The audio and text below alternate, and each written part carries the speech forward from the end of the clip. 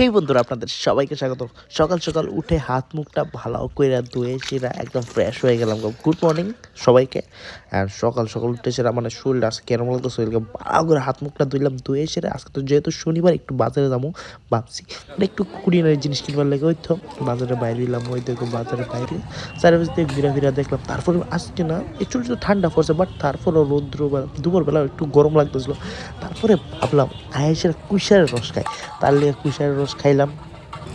এই মেশিনটার ভিতরে মানে কুইশার ফাড়াই সেটা মানে কি করে কুইশারটা করে সেটা রস পাই করে দেখলাম, দেখতে মানে অনেকটাই স্যাটিসফাইং, দেখতে কিন্তু অনেকটাই ভালো লাগে। বাট যাই হোক, তেমন কিছু না, ঘুরে ফিরা দেখলাম আর কুইশারের রস খাইলাম।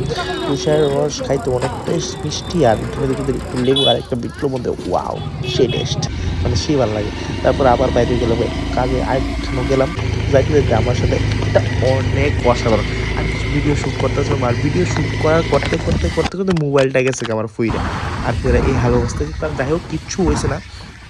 তারপর আবার একটু সামনে গেলাম।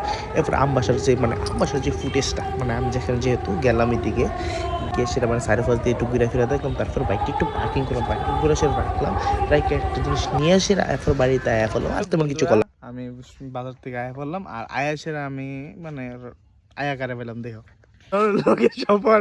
এরা দুজন একের উপরে হাক করতেছে, একে উপরে বলে ফেতলা মিস করে।